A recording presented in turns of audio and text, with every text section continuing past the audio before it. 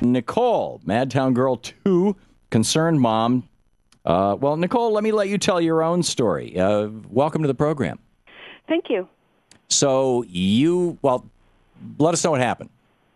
Well, I took my 19-year-old son into the DMV office here in Madison last week so he could obtain his free voter ID card. And before we went in, we checked the DMV website to make sure that we, brought along all the proper documents. Mm-hmm. And the very first window we went to at the DMV, the gentleman there asked for proof of Wisconsin residency, and my son produced his bank statement. That is an acceptable document for proving residency. And the man started looking for bank activity on the statement. He didn't just look at who the statement came from and who it was sent to, but he was looking for activity and asking. He said, I see the balance here. I don't see much activity. And so I turned my camera on. I had a small digital camera with video capacity.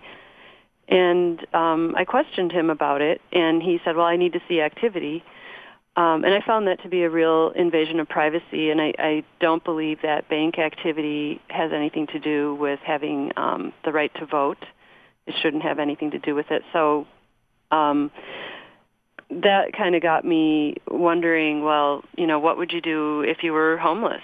Right. And you're trying to... Or poor and you were just running on cash and exactly. and dealing with these, payday loan places and whatnot.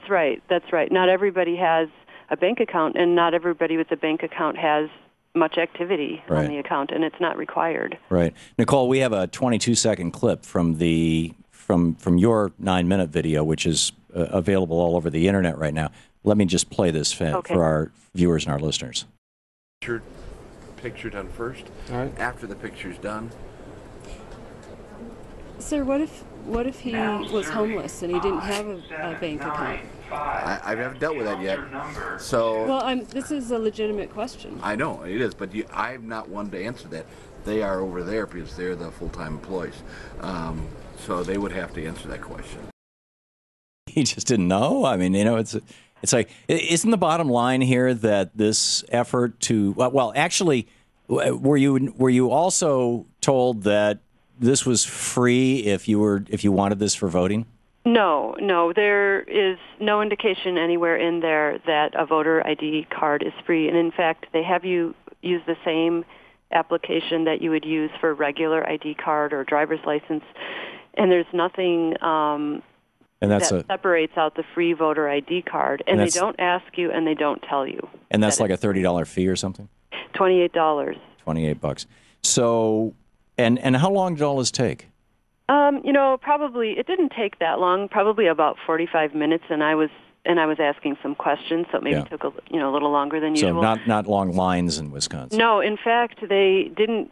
They give you a little number after your photograph is taken, and then they call your number on that loudspeaker, and then you go up to the next window. Well, they didn't even give us enough time between the photograph, giving us a form to fill out, and getting up to the next window. So, but you don't want to just ignore the number when it's called. So when we went up to the window, my son's application was only half filled out because they only gave us about 30 seconds. Well, that's actually kind of good news, but I understand that Scott Walker is shutting down a number of these DMV offices in poor areas, in African-American areas, in urban areas, and opening more of them in the white suburbs, typically Republican white suburbs. Which of those kinds of areas were you in? Well, I'm in Dane County in Madison, so that would be, we vote heavily Democratic here. Mm-hmm. Although it's an affluent area? Madison, somewhat. Yeah. Yeah. What's the bottom line for you? Isn't it bad for democracy and the right to vote? This is terrible. This is going there. What I read. A newspaper article said that there are about 300,000 Wisconsin voters who do not have any kind of ID, a driver's license. To satisfy this new voter requirement. That's right. And if they go into the DMV and they don't know that they have to check a special box on the bottom of the form to get the free card, or if they don't have exactly, the documentation, say you're homeless or you just don't have what is required, maybe you don't have access to the internet, so Right. you don't know to look at this list before you go in. It's just going to put up a lot of roadblocks for people and make it very difficult.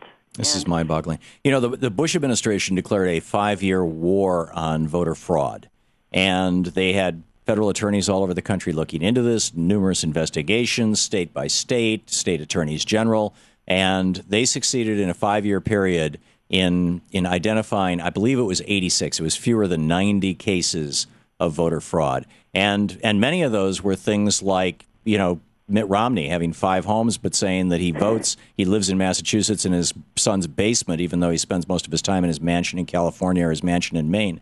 Or Ann Coulter listing her voting address as her agent's address because she didn't want her own personal home address to be made public, which is actually understandable, but it's voter fraud.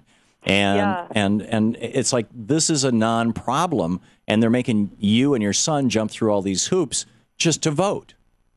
Well, that's right. And actually, if someone can prove Wisconsin residency, they can vote here if they have a Social Security number. But if they also own a home in another state, so wealthy people, in fact, could commit voter fraud very easily. Yeah. And what they need to be going after is election fraud. Yep. Amen. Yeah. And things like, in Ohio saying, well, if you're in a black neighborhood, you're going to take 10 hours to vote. If you're in a white neighborhood, it's 15 minutes. Oh, and we're doing it on these funny machines. Nicole, thank you so much.